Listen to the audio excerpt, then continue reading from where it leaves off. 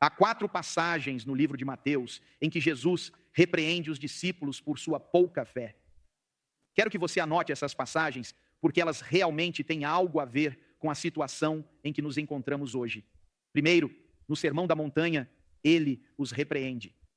Quando começamos a nos preocupar com a provisão e nos preocupamos com o amanhã. E foi isso que Jesus disse em Mateus 6,30. Mas se Deus veste assim a erva do campo, que está viva hoje e amanhã, e é lançada na fornalha, não vestirá muito mais vocês? Vocês de quê? De pouca fé.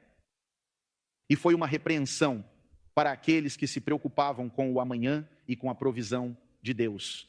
O segundo lugar é quando os discípulos foram pegos em uma tempestade e sentiram que Jesus não estava envolvido na crise. Na verdade, Jesus está dormindo no barco, enquanto eles estavam passando pela tempestade. Eu queria apenas enviar um boletim informativo aos discípulos, apenas para dizer: ele está lá no barco, esteja ele dormindo ou acordado, Jesus está com você. E é isso que diz. E ele lhes disse: por que vocês estão com medo? Vocês homens de quê? Então ele se levantou e repreendeu. Gosto do fato de ele ter se levantado, o que significa que estava repreendendo-os de uma posição de sono. Depois se levantou, repreendeu os ventos e o mar, e tudo ficou perfeitamente calmo. O terceiro lugar foi quando Pedro afundou depois de andar sobre as águas. Mateus 14. Imediatamente, Jesus estendeu a mão, segurou-o e disse: homem de tão pouca fé, por que duvidaste? Enfim, quando os discípulos estavam interpretando mal as palavras de Jesus, Jesus lhes disse: cuidado com o fermento dos fariseus. E o versículo 8 de Mateus 16 diz: Jesus, porém, sabendo disso, disse: homens de pouca fé, por que discutis entre vós que não tendes pão? Porque eles estavam interpretando mal o que Cristo quis dizer com isso. Jesus estava dizendo a eles: vocês precisam de fé para lutar essas batalhas. Você precisa ter fé no primeiro para combater a ansiedade em relação à provisão e ao amanhã, ao que vai enfrentar. Alguns de vocês estão ansiosos por pensar em voltar ao trabalho e até mesmo em ir às aulas ou à escola de verão. Mas, diz ele, é preciso ter fé para combater a ansiedade. Em segundo lugar, ele lhes diz nessa segunda parte: vocês precisam de fé para saber que Deus se importa e que Ele está atento e presente em todas as tempestades pelas quais você está passando. Fé para acreditar que Deus se importa e que Ele está presente. Número 3, você precisa de fé para acreditar que Deus é capaz de ajudá-lo a seguir em frente para dar o próximo passo. Mesmo quando você sente que o chão pode estar instável e nem mesmo sólido, como aconteceu com Pedro ao andar sobre a água. E finalmente, você precisa de fé para conhecer a voz de Deus, quando e como Ele fala. Isso é muito importante. Pouca fé é um grande problema ao lidar com a provisão, futuro, tempestades e ouvir a voz de Deus. E Jesus estava nos dizendo que todas essas coisas são necessárias, especialmente nos tempos mais sombrios. Precisamos de uma fé forte. Tempos sombrios exigem uma fé forte. Corte isso. Fé é acreditar em Deus a despeito das aparências e obedecer a Deus a despeito das consequências. Vou repetir o que eu disse. Fé é acreditar em Deus apesar das aparências, não importa o que esteja à nossa frente e apesar das consequências. Agora vem a grande pergunta que todos vocês têm feito, que é a seguinte: como é a fé C quando a fé começa com F? Como isso funciona dessa maneira? Sei que é isso que você está pensando. Você está pensando: estou perdendo a metade do alfabeto, mas deixe-me ajudá-lo. E é por causa disso. A fé é construída sobre o conhecimento de Deus. A fé veja, eu disse a vocês, eu tinha algo na manga hoje que, pessoal, estou apenas dizendo a vocês, uma cosmovisão bíblica sobre a fé tem que ter.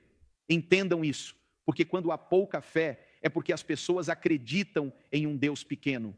Ou, deixe-me dizer isso a você desta forma, simples assim, uma grande fé tem um grande Deus, a pequena fé tem um pequeno Deus. E é por isso que ela é toda centrada e fundamentada no conhecimento de Deus. E vou lhe dar esse versículo que me surpreendeu, porque eu tinha uma série de coisas que iria fazer, e sei que alguns de vocês estão fazendo. É o reino de Deus. É a bondade e o fruto do Espírito. Até pensei em fazer isso com crianças, mas vou esperar o J para jovens e falar com a próxima geração. Mas então me deparei com essa passagem em 2 Pedro, que me desafiou. Lembre-se de que, ao ler o livro de Pedro, ele está escrevendo para cristãos que vivem em tempos difíceis, tempos sombrios. Eles estavam sendo mortos e perseguidos por sua fé. E este é seu último versículo. depois de 2 epístolas, depois de 2 cartas, ele escreve. Para aqueles que talvez sejam novos na fé, quando você diz epístola, isso não significa a esposa de um apóstolo. Epístola significa carta. Alguns de vocês estão pensando, ei, vocês têm a senhora epístola e o senhor apóstolo. Não é isso que significa. Esse é o último versículo de seu último livro, antes mesmo de Pedro se tornar um mártir. E é realmente uma oração, assim como o Ricardo estava nos conduzindo naquela música final chamada A Bênção, que era uma oração. Enquanto vocês cantavam o final dela, amém. É assim que este versículo termina. Quem me surpreendeu enquanto me preparava, o reino de Deus e todas essas coisas. E então, seguindo rapidamente os passos da graça, está este versículo. É isso que ele diz. Ele diz em 2 Pedro 3,18. Mas crescei na graça, e aqui vem ela, e no conhecimento de nosso Senhor Jesus Cristo. É o Teen Challenge para nós, na esteira da graça, para crescermos no conhecimento, porque isso tem o fundamento da fé. Chegarei lá em 1 segundo. A Ele seja a glória, tanto agora como no dia da eternidade. Amém. Veja, o crescimento no conhecimento de Deus que Pedro estava desafiando significa que eu não sei o suficiente sobre Deus para precisar crescer nisso. Quando me torno um cristão, sei o suficiente para a salvação, mas saber o suficiente é crescer nisso. Então, eu amo isso. Uma das palestrantes convidadas que tivemos aqui na igreja de Times Square há alguns anos, Joni Earickson Tada, disse o seguinte: uma das coisas mais maravilhosas de conhecer Deus é que sempre há muito mais para conhecer, muito mais para descobrir. E justamente quando menos esperamos, diz ela, Ele se intromete em nossas noções organizadas sobre quem Ele é e como Ele age. Eis o que eu quero que você entenda. Toda batalha que você enfrenta é um teste de fé. E cada teste de fé é o desafio jovem para mostrar, ou é realmente para você saber o quão grande é o seu Deus. Deixe-me dizer isso novamente. Toda batalha é um teste de fé. E todo teste de fé é um desafio jovem sobre o tamanho de Deus. Veja, é por isso que o conhecimento de Deus, que 2 Pedro 3,18, isso Pedro estava nos perguntando. Além da graça para crescer, o conhecimento de Deus é o principal ingrediente da fé. Quero dizer algo que tenho sido, que tem sido, que acho que vai ser, não sei como, vou apenas dizer. Aqui vamos nós. Isso é o quê? Há batalhas que estão acontecendo. Quando penso em Stan e Natasha, que conduzem nossos 212 alunos e a próxima geração do ensino médio à faculdade, ao ensino fundamental. E há essa grande coisa que está acontecendo com a próxima geração. E eles chamam isso de, deixe-me dizer a palavra grande, eles a chamam desconstruindo sua fé. E o que eles estão fazendo é ter jovens que estão começando a jogar Deus fora, desconstruindo e reconstruindo algo sobre um alicerce defeituoso. E quero dizer o seguinte: acho que muitos da geração mais jovem estão perdendo a batalha por sua alma. Porque nós construímos, aí vem. Portanto, fique atento e me envie um e-mail mais tarde. Aqui vem. Porque construímos uma igreja hoje pedindo às pessoas que descubram quem elas são em vez de quem é Deus. Por isso, temos todas essas mensagens sobre você. Pessoal, o fato de vocês se conhecerem não os levará a superar nenhuma batalha. O fato de você saber quem é Deus é o que começa a levar. E pessoal, estou aqui para lhes dizer isso. Ok, deixe-me entrar em mais problemas. Aqui está... Acabei de voltar, portanto não me importo, ainda não me importo. Então, aqui vamos nós, não foi um problema. A igreja não é para podermos ser alguém. Fomos feitos para conhecer alguém.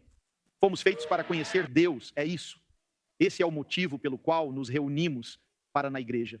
Não para você, mas para Ele. E, portanto, nós o perdemos. E sabe por que as pessoas estão desconstruindo sua fé? Porque não sabemos quem Ele é. Está entendendo?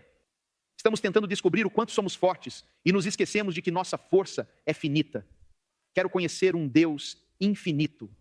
Quero saber como Deus é grande. Veja, é conhecendo a Deus que você peleja um bom combate. Quando você sabe com quem pode lutar, não é você que sabe. Tenho de conhecer meus dons e fazer o teste de dons. E tenho de passar por ele e descobrir se sou capaz de lutar. Qual é o meu enneagrama? E eu sou Eu sou, você sabe, um tom de rosa?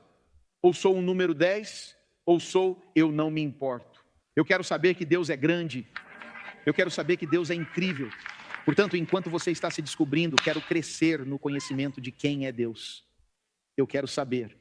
E pessoal, ouçam, ainda fico surpreso a cada semana com o fato de termos pessoas aparecendo aqui. Estamos apenas em um C e ainda temos mais letras pela frente. Mas fiquem comigo, vou esvaziar a igreja em breve. Porque quando nos reunimos, a igreja, a oração, a leitura da Bíblia e a comunhão são um campo de treinamento para os maus. É isso mesmo, temos de equipá-lo para caminhar em tempos sombrios. E pessoal, deixe-me dizer que as batalhas estão chegando. E para você, elas já estão aqui. Lembro-me de um jovem que se converteu ao Senhor.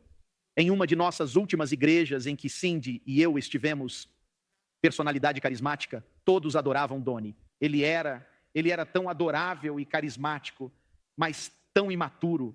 Ele veio até mim e disse: Pastor Tim, eu estive orando e o Senhor falou comigo. Eu disse: ok, diga-me, Doni, o que é isso? Ele disse: o Senhor finalmente me disse, depois de ter sido salvo por 6 meses, ele disse: estou farto de batalhas, já me formei e não tenho mais batalhas para enfrentar. Eu disse: você está morrendo? Porque isso só acontece quando você está morto. Eu disse: se você estiver vivo, eu queria dizer: ó, meu amigo carismático, você está prestes a ter uma batalha só porque você disse que não há mais batalhas. Veja, quando sua fé está sendo testada, então seu conhecimento de Deus está sendo desafiado. É isso que ele faz. Deixe-me dar uma olhada nesses versículos de batalha e você me dirá qual é a palavra comum, o tema comum da luta. Aqui vai, prestem atenção. 1 Pedro. Pedro nos lembra e ele diz o seguinte: vocês estão extremamente felizes com essas coisas, embora tenham que passar por vários tipos de problemas por algum tempo. E então Pedro diz o seguinte: o propósito dessas dificuldades é para quê? Mas testar sua fé como fogo. Testem o quão genuíno é o ouro. Sua fé é mais preciosa do que o ouro. E ao passar no teste, ele dá louvor, glória e honra a Deus. Tiago diz o seguinte: irmãos, tende por motivo de toda a alegria o passardes por várias provações, sabendo que a prova da vossa a fé produzirá perseverança. Paulo fala a Timóteo sobre esse tipo de batalha. E ele diz em 1 Timóteo 6,12, combata o bom combate. E finalmente pense no que Jesus disse a Pedro quando ele estava prestes a entrar em um dos momentos mais sombrios de sua vida. E disse: Pedro, eu oro por você. Ele diz: Simão, Simão, Satanás exigiu permissão para peneirá-lo como trigo, mas eu orei por você. Que seu quê? Para que sua fé não falhe. E quando você tiver se virado novamente, fortaleça seu irmão. Aqui está, anotem isso. Toda batalha é uma luta de fé. E toda luta vem para torcer, para distorcer, para perturbar e para deturpar quem é Deus. É isso, gente. Quero dizer isso novamente. Toda batalha que você vai travar é uma luta de fé. E se o alicerce da fé é o conhecimento de Deus, então o objetivo dessa luta demoníaca é interpretar mal, distorcer, desvirtuar quem é Deus. C.S. Lewis estava travando esse tipo de luta. E a distorção de Deus, sua esposa estava morrendo de câncer diante de seus olhos. Joy Davidman, ele se casou com ela. Ela teve 2 filhos. Ela era viúva. E pouco tempo depois desse casamento de livro de histórias, Joy é diagnosticada com câncer. E em o livro de C.S. Lewis, A Anatomia de um Luto, deve ser simplesmente um dos mais cruas peças de literatura que já li, porque não era para ser publicadas. Era seu diário sobre o que ele estava passando enquanto observava. C.S. Lewis, esse homem de fé, esse homem que chega à fé, e seus escritos tocaram tantas pessoas. Mas é aí que vem a luta pela fé. Lembre-se, toda batalha é uma luta de fé. E qual é a luta? Ela vem para distorcer, perturbar, interpretar e deturpar quem é Deus. Ouça estas palavras de seu diário. Quero que você veja isso. Você vai querer tirar uma foto disso porque é muito importante. Ouça o que ele diz. É assim que ele escreve em seu diário. quando ele está no momento mais sombrio de sua luta pela fé, quando Satanás está tentando interpretar mal quem é Deus. Isso é o que ele escreveu. Não que eu esteja correndo o risco de deixar de acreditar em Deus. O verdadeiro perigo é acreditar em coisas tão terríveis sobre ele. A conclusão que tenho, pavor, não é então não há Deus, afinal, mas essa é a conclusão que temo. Portanto, é assim que Deus realmente é. Está vendo como isso é crua? Essa foi a luta pela fé. Ele está lutando neste momento. Enquanto ele olha para sua esposa lutando contra o câncer, o inimigo tenta interpretar mal e brincar com essa luta de fé. É assim que Deus é assim que ele é. E é por isso que o conhecimento de Deus é o fundamento desse tipo de fé. Quando Deus fica embaçado, a batalha pode ser facilmente perdida quando perdemos quem é Deus. Pessoal, é por isso que vou dizer assim, entenda isso, não tente obter mais fé. Simplesmente busque conhecer mais a Deus. A fé vem automaticamente. Vou repetir o que eu disse. Não busque apenas a fé. Buscar o conhecimento de Deus. Busque conhecer mais a Deus. Conheça seu caráter, sua fidelidade. Conheça a sua força. Conheça a sua bondade amorosa. Conhecer sua justiça. Conheça a sua santidade. À medida que conhecemos mais a Deus, a fé surge em nós. Onde obtemos o conhecimento de Deus? Da palavra de Deus. Ao abrirmos essa palavra, toda vez que viermos aqui, é melhor estarmos nessa palavra. Porque é dela que vem o conhecimento de Deus. Lá no domingo passado, eu não estava aqui porque cumpri uma promessa que fiz a alguém há mais de 3 anos. Estou muito grato por nosso superintendente geral, Pastor Carter, ter estado aqui. Graças a Deus, estou muito feliz. Aprecio cada vez que ele sobe neste púlpito. Prometi falar em um evento na França e as pessoas me perguntaram, como foi? Ouvi isso provavelmente nos últimos 3 dias, quando chegamos ao meio da semana passada, e minha resposta é inesperadamente incrível. Por exemplo, eu estava cumprindo uma promessa e não tinha ideia de onde estava me metendo.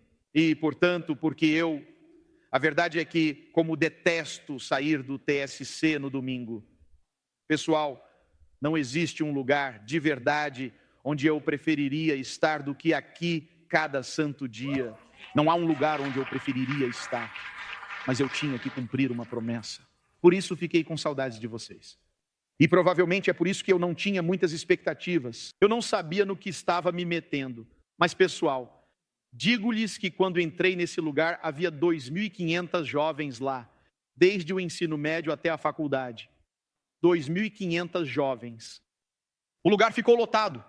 E devo lhe dizer, eu acho que tanto aqui nos Estados Unidos, quanto lá na Europa, nunca vi tanta fome entre a próxima geração.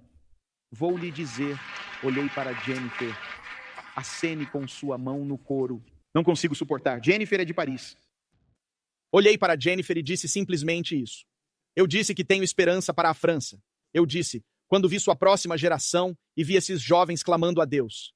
Pessoal, no sábado à noite, foi isso que eles me perguntaram. Eles perguntaram se você faria esses ABCs que você faz em Nova York. Faça a coisa da ABC. Pessoal, eu fiz exatamente como vocês fizeram. Temos um vídeo inteiro deles fazendo a oração em francês. Enviei para nossos anciãos. Vimos 600 jovens responderem para nascer de novo. Glória a Deus.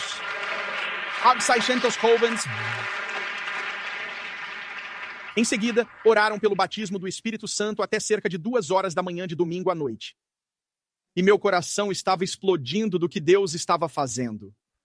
E para aqueles que estão assistindo da França, acredito que Deus está levantando uma geração de jovens para fazer algo poderoso em seu país. Alguém aqui da França poderia levantar a mão? Levantem a mão. Quero ter certeza de que estarei lá. Não quero perder ninguém aqui da França. Mas eu quero acreditar que Deus vai fazer algo lá, que Deus vai fazer algo grandioso em seu país. E meu coração estava justo.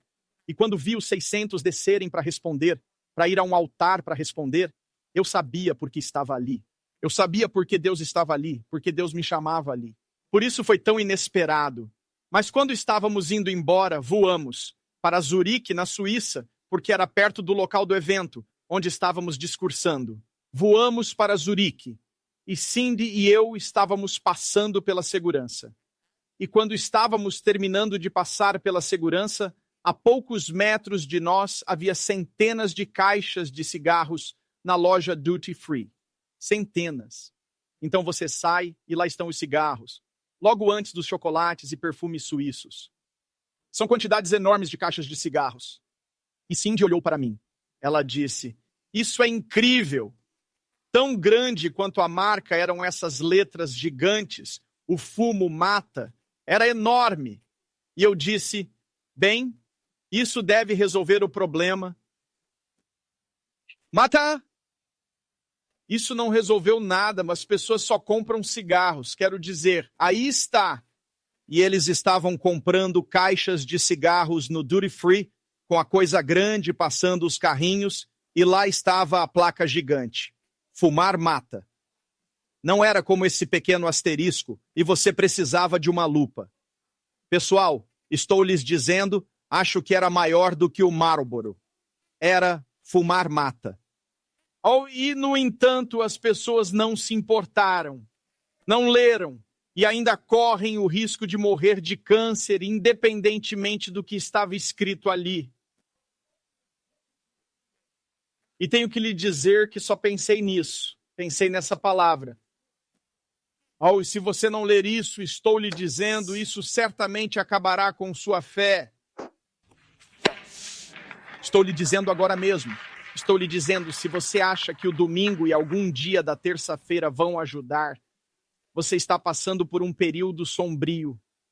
Você precisa saber quem é Deus. Precisa receber um curso renovador do conhecimento de Deus. E quando isso não faz parte do seu currículo e do seu dia a dia, estou lhe dizendo, há milhares de coisas tentando encher sua mente e interpretar mal quem é Deus. Mas estou aqui para lhe dizer que há um lugar que, se não chegarmos, vai nos matar, se não abrirmos este livro. Isto cada papa. Não importa se você é um líder no país ou no mundo. É isso que pregamos. É isso que dizemos. Este é o ponto em que temos de nos manter firmes. É aí que tudo acontece. D.L. Moody disse, fechei minha Bíblia e orei por fé, mas agora abro minha Bíblia. E comecei a estudar, e a fé começou a crescer em meu interior. Não ore por fé. Você cresce na fé. E isso começa com a palavra. Como, pastor Tim? Ouça, Romanos capítulo 10, versículo 17. A fé vem pela e o ouvir pelo. Quanto mais lemos esse livro, mais conhecemos a Deus e mais nossa fé é fortalecida. Veja, a fé vem quando você responde. Responder à revelação que Deus faz de si mesmo. Quando você abre este livro e vê algo, você pensa, isso é verdade, isso é Deus. É nisso que tenho de acreditar. A fé começa a crescer. Porque quando você cresce em seu conhecimento de Deus, você cresce em sua fé. Agora, tenha isso em mente. A Bíblia nunca diz, creiam apenas, mas creiam no Senhor Jesus. Nunca diz para ter fé.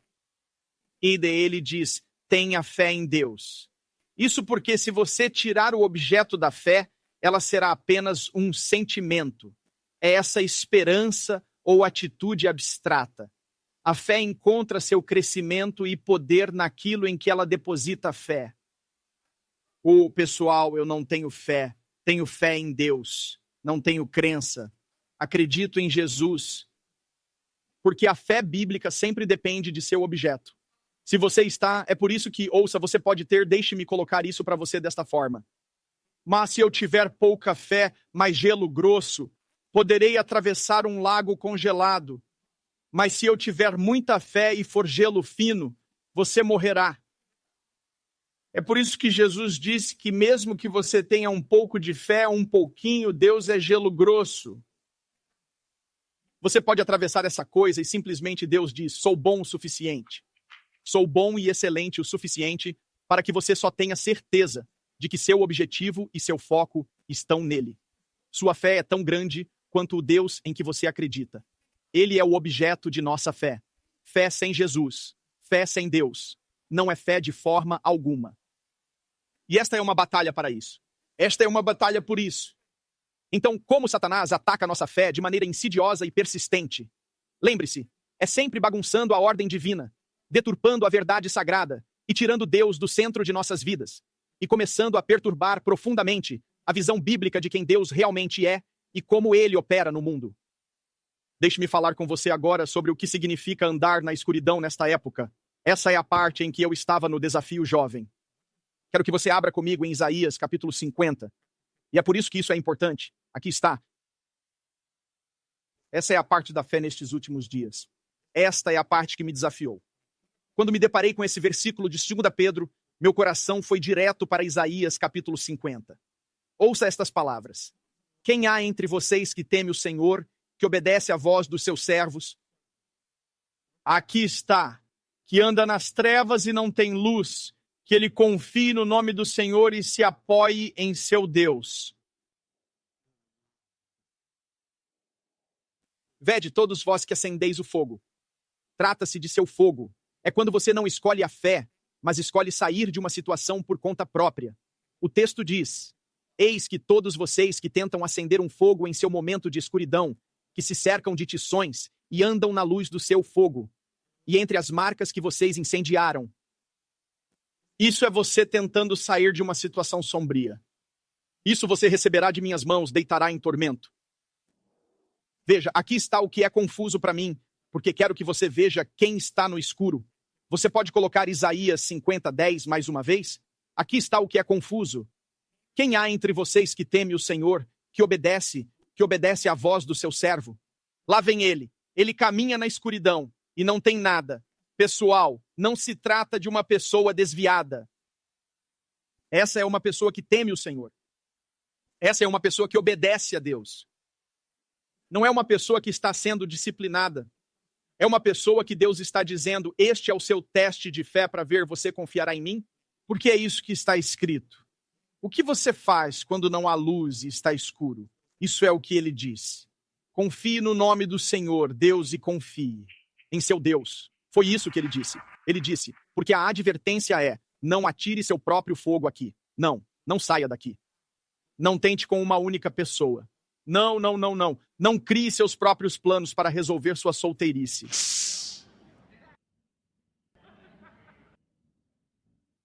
Pensei dizer isso.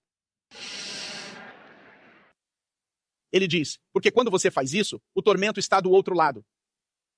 Quando você tenta inventar a sua própria ideia, se Deus apaga as luzes por um momento, ele está dizendo: o que estou fazendo aqui é fazer com que você confie no nome do Senhor e dependa dele. Pessoal, gostaria de dizer o seguinte: quando estou passando por um momento difícil e sombrio, há um hino que me ajuda a superar os momentos sombrios. Vou lhe dizer, é aquele velho hino, Minha Esperança Está Construída. Em nada menos que Jesus. Mas você sabe quantos conhecem essa música? E há momentos em que quando estou caminhando, eu simplesmente digo: My hope is built on nothing less than Jesus' blood and righteousness. I dare not trust the sweetest frame, but wholly lean on. Vamos lá, cante o refrão e levante suas mãos. On Christ the solid rock I stand, all other ground is sinking sand.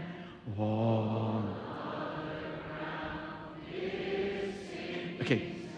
Mas onde eu realmente canto, onde eu fico alto, é nesta parte. When darkness seems to hide his face, I rest. That's on in every high. In every high. Oh, come on, sing this part loud. On Christ the solid rock. Come on.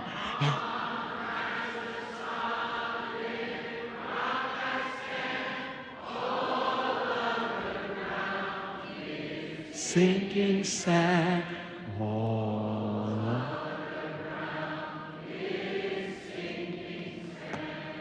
Hallelujah.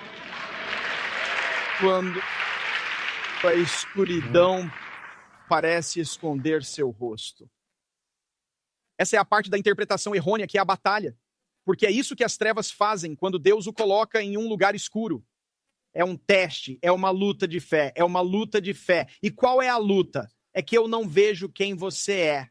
Por isso, sou chamado a confiar e a confiar no que aprendi no bootcamp todas as vezes. Não o que aprendi sobre mim, mas o que aprendi sobre você. Porque você, ouça-me, ouça-me. Todo mundo que quer saber tudo sobre si mesmo, deixe-me ajudá-lo. Aqui está. Você não consegue superar nada de ruim. Ok, alguns de vocês, eu sei, estão ofendidos.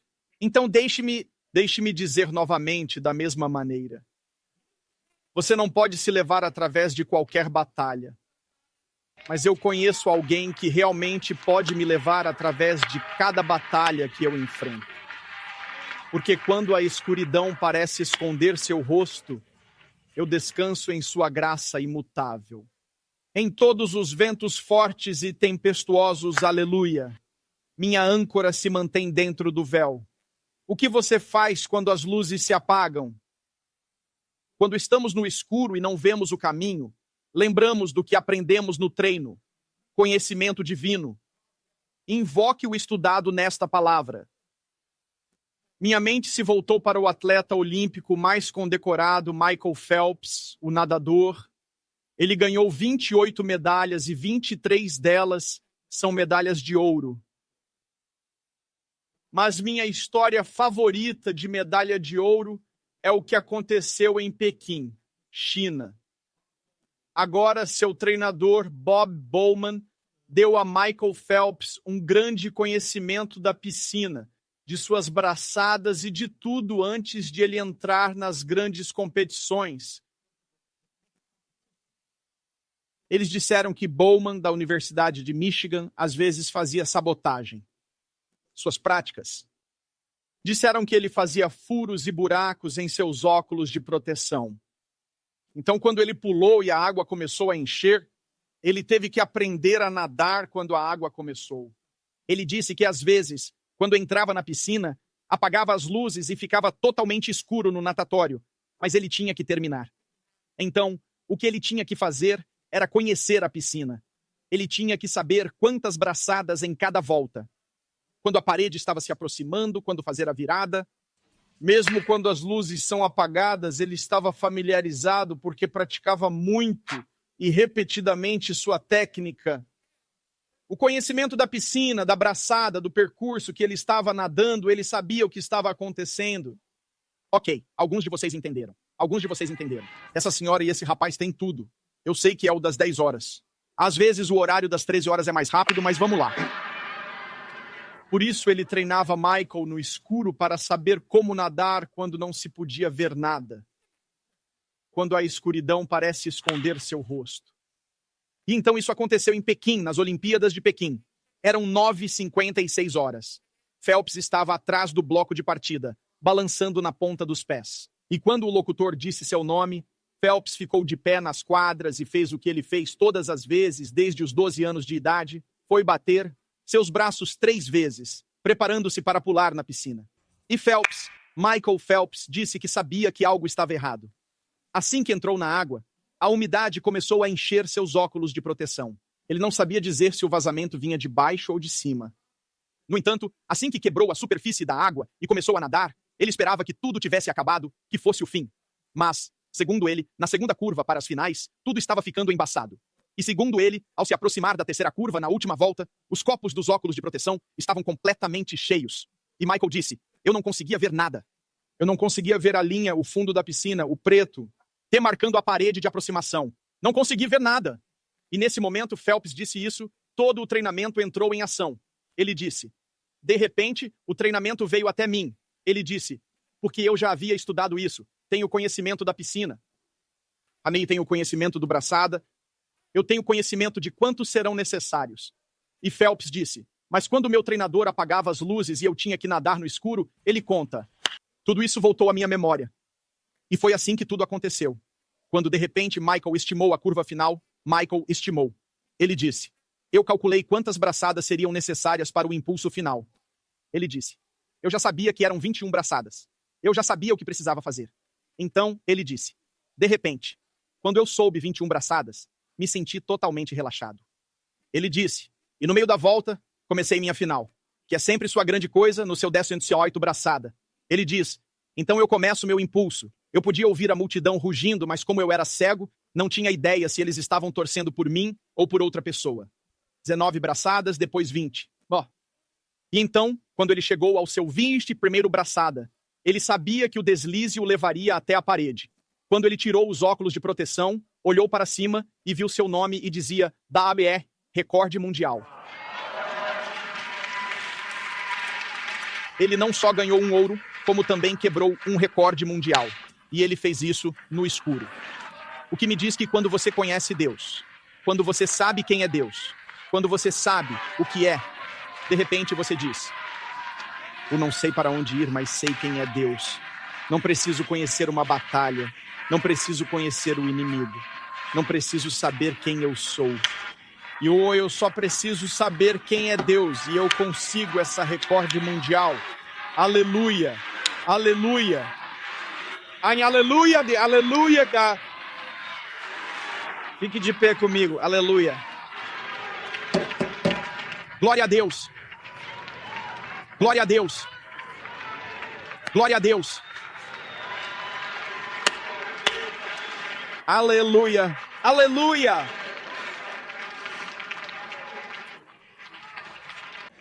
Isaías diz: há duas coisas que você precisa fazer na escuridão: confiar no nome do Senhor e confiar em seu Deus.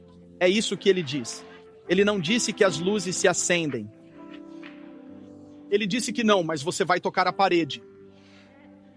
Você vai bater na parede. Como você faz isso, Pastor Tim? Você não precisa saber quantas tacadas. Você nem percebe que são 21 braçadas. Você só precisa fazer isso. Ele é fiel. Ele é muito bom. Ele me ama de verdade. Ele é meu pai. E aí está você, no 10º braçada. E você está sentado aí pensando: ele é o Todo-Poderoso. Ele é onisciente. E então o empurrão aqui vem. Ele é onipresente. E de repente você chega bem ali e você está dizendo: ele está lá. Ele está lá. Ele está lá para mim. Ele está lá. Vou lhe dizer uma coisa. Confiar no nome do Senhor significa confiar em seu caráter. Confiar no que já estudei no campo de treinamento. É por isso que você vem à igreja. Pessoal, ouçam, vocês vêm aqui para aprender sobre Deus. Não vamos lhe dar testes sobre você. Você simplesmente não pode. Isso não o levará a nada. Queremos que você seja treinado para isso. Gosto muito do que o grande evangelista de cura Wigglesworth disse: não estou comovido com o que estou vendo. Não me comovo com o que sinto. Sou movido apenas por aquilo em que acredito. É bem assim, simplesmente isso aí. É aí que entra a questão. É aí que entra. Isso é nada menos que nadar com água nos óculos de proteção. É nadar no escuro. É isso que Deus nos pediu para fazer. Há momentos, então nós definitivamente treinamos você para nadar no escuro. Nós o treinamos para andar na escuridão. Porque você está sentado aqui hoje, está assistindo online, está dizendo: obedeci ao Senhor, eu temo o Senhor. Mas por que as luzes estão apagadas? Por que as luzes estão apagadas? Por que as luzes se apagaram em mim? Sinto que fiz tudo certo. Sabe Mark, Yuka, Barry? Aquela parte do hino, a primeira parte. Minha esperança está fundamentada em nada menos que o sangue e a justiça de Jesus. Aí vem, não me atrevo a confiar. O que está dizendo, Karim? Você é a moldura mais doce. Mas aqui vem, mas santo em nome de Jesus. Você sabe o que ele estava dizendo? Você sabe o que é moldura? É tipo estado de espírito. É isso que ele diz. Não confio nem mesmo em minha moldura mais doce. Quanto mais confiar quando estou em uma situação ruim. Não me atrevo a confiar na moldura mais doce. Lá vem ele, os óculos de proteção. Não me atrevo a confiar no mais doce, mais santo, o quê? É isso que ele diz. É assim que você supera os tempos difíceis.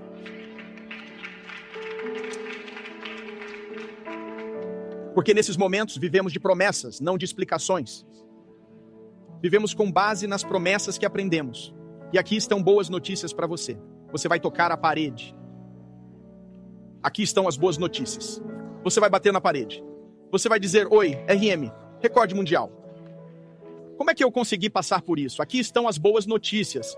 Salmo 112, versículo 4. Mesmo na escuridão, o que diz? A luz surge para os retos. Alguns de vocês podem estar adorando hoje com óculos de proteção cheios. Não conseguem nem ver o amanhã. Não conseguem nem ver o que terão de fazer para voltar àquele apartamento. Mas de alguma forma, seu conhecimento de Deus fez com que suas mãos se levantassem. A forte fé em um Deus forte fez com que essas mãos se levantassem quando você começou a adorá-lo. Óculos de proteção cheios. Um filho em um lugar. Um casamento em um lugar. Um corpo que está sofrendo com uma doença. E de alguma forma, com os óculos de proteção cheios, a indefinição do futuro. Os médicos dizem 3 anos. Todas essas coisas vêm e o medo. Você se pergunta o que são essas dores. Você está se perguntando se algum dia vou conseguir me formar? Como vou pagar a dívida da escola? O que vou fazer? O que são todas essas coisas? Como vou pagar? Stan está fazendo um apelo para um retiro de um dia. Você pensa, como vou pagar por isso e fazer todas essas coisas? Quero que meus filhos estudem aqui. E tudo está ficando embaçado. Mas estou lhe dizendo, prepare as mãos e diga, confio no nome do Senhor. Confio em quem Ele é neste momento. Eu me sinto tão importante. Sinto que devo fazer isso. Eu realmente sinto que devo fazer isso. Se você estiver aqui hoje e se você vier a 1 hora, eu farei. Eu tenho outras coisas. Mas não vamos fazer isso. Eis o que vou dizer. Se você está aqui hoje e está pensando, Pastor Tim, estou aqui com óculos de proteção embaçados e cheios de água. Não consigo ver o que está por vir. Mas este é um dia. Estou escolhendo confiar no nome do Senhor e confiar em seu Deus. Varanda, andar principal, o anexo e em casa. Se você estiver aqui no prédio, quero que saia de seu assento agora mesmo. Quero que você venha até aqui. Quero que oremos por você agora mesmo. Você pensa, estou nesta piscina e tudo está ficando embaçado ao meu redor. Varanda, vamos, você desce. Quero orar por você onde quer que esteja. Quero que você desça. Quero que nos preparemos para orar por vocês agora. Sinto que precisamos orar por eles. Parece que tudo ficou embaçado. Você não consegue nem ver o amanhã. E o que Deus vai fazer? Acredito que este será um dia em que Ele começará a encorajar. Sacadas. Vocês encontrarão as saídas, descerão, nossos porteiros os conduzirão até aqui, ao anexo, e vocês ficarão lá em cima. Nossas equipes orarão por você que estão em nosso próximo edifício. Os que estiverem online, fiquem aí mesmo, vocês têm colaboradores online que até orarão com vocês. Apenas diga, apenas coloque, aqueles que estão assistindo online. Apenas coloque no chat. Basta dizer que estou chegando ao altar online, e eles orarão por você agora mesmo. Eles orarão por você agora mesmo. Basta dizer que estou chegando ao altar da França, da Tailândia, da Rússia, da China. Estou chegando ao altar da Guiana, da África do Sul. E vamos esperar, porque os que estão na varanda estão descendo. Quero que levantem suas mãos. Quero que levantem suas mãos agora mesmo, em todo este lugar. Confiem no nome do Senhor. Confiem no nome do Senhor e confiem em seu Deus. Confiem no nome do Senhor e confiem em seu Deus. Quero acreditar agora mesmo que Deus vai começar a fazer isso. Deus vai começar a fazer isso. Deus virá agora mesmo. Pai, em nome de Jesus, creio que você começará a levar essas pessoas conosco que se sentiram assim. Eles estão nadando sem ter para onde ir. Mas agora mesmo, você vai trazer um novo conhecimento de Deus. Deus é fiel. Deus é santo. Deus é grande. Deus é capaz. Deus é onisciente. Deus é onipresente. Deus é onipotente. Oro para que eles voltem ao campo de treinamento, que as escrituras venham à mente deles. Que o Pai, que enquanto estiverem nadando no escuro, e enquanto estiverem andando no escuro, e Pai, perceber que isso é apenas um teste de fé, é uma batalha de fé neste momento. Saber que Deus ainda é bom, mesmo quando as luzes estão apagadas. Deus ainda é bom, mesmo quando as luzes estão apagadas. Deus ainda é bom quando as luzes estão apagadas. Ó Deus, eu apenas oro para que neste momento o Senhor comece a tocar essas pessoas preciosas que estão vindo para cá. Este é um momento que o Senhor comece a dar esperança novamente, esperança novamente, esperança novamente, esperança novamente. Igreja, estenda sua mão em direção a estes que estão neste altar agora mesmo. Deus, vamos acreditar que este é um dia de fé. Aumente a fé deles, aumentando o conhecimento que tem de você, Senhor Deus. Aleluia. O muro, a linha de chegada parece tão distante, mas Deus, eu oro para que hoje, que agora lhes dê resistência. Deixe-os caminhar e chegar lá, sabendo que a cada caminho, a cada passo que dão, Deus está com eles. Deus vai com eles. Este é aquele dia, aleluia, aleluia, aleluia, Senhor Deus. Ó, abençoamos seu nome, bendizemos seu nome, só um momento. Quero pedir ao Ricardo que nos conduza em algo, mas quero que apenas adoremos. Quero que podemos. Eu sei que sou como um disco arranhado sobre isso. Podemos cantar quão grande é o nosso Deus. Podemos começar a cantar isso, por favor? Não sei o que eles cantaram em francês. E eu estou chorando. Cantamos em inglês. Estou chorando. Porque é um lembrete do conhecimento de Deus e de quem Ele é. Vocês sabem que quando cantamos isso, vamos começar com o verso Splendor of the King. Come on, sing it. Close. This is the knowledge of God part. This is going to get you ready for the swim. Listen to the second part. Listen, sing it now. He wraps himself. Hallelujah. Darkness tries to hide. This is how big God is and trembles. Hallelujah. Come on, lift those hands and voices.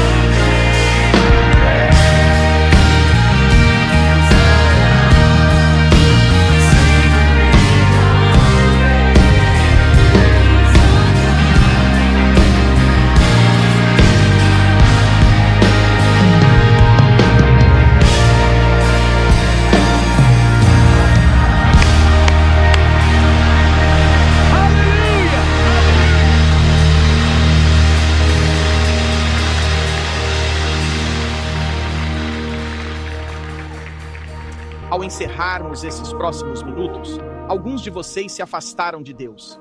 A batalha, o momento sombrio, foi mal interpretada e distorcida. Essa é a palavra que estou procurando. Distorceu-o. Ele se tornou distorcido. Então, o que você fez foi simplesmente ir embora, e eu não quero fazer parte disso.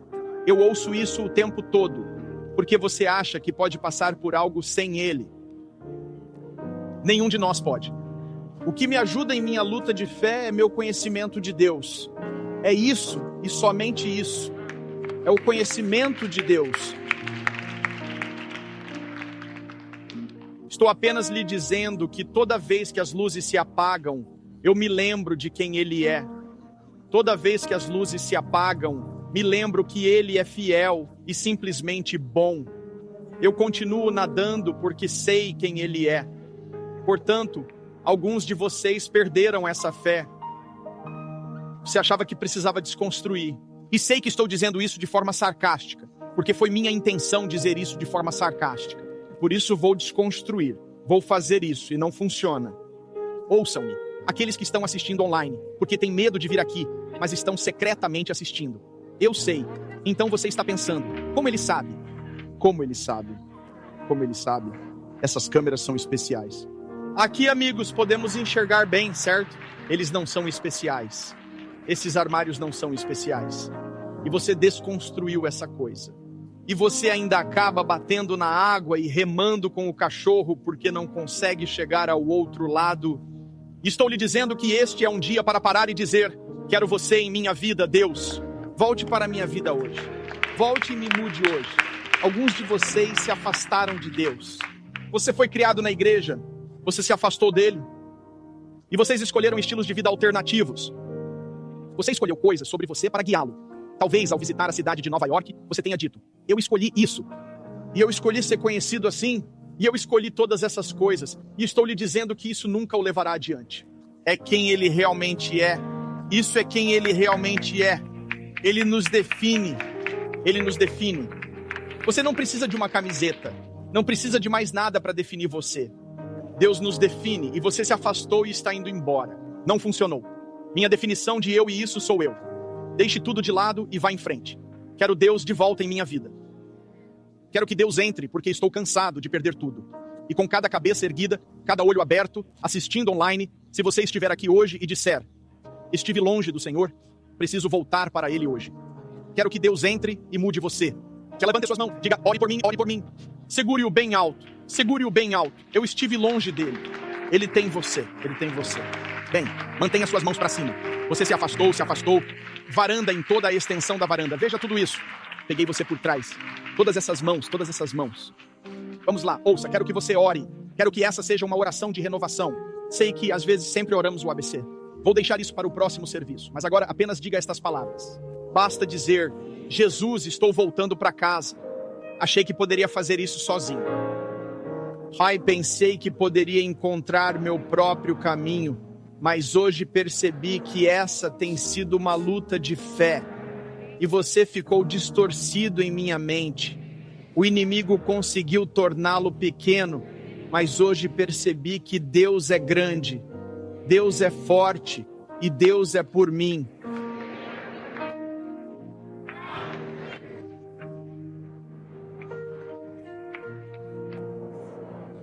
Hoje volto para casa como um pródigo. Sinto seus braços abertos.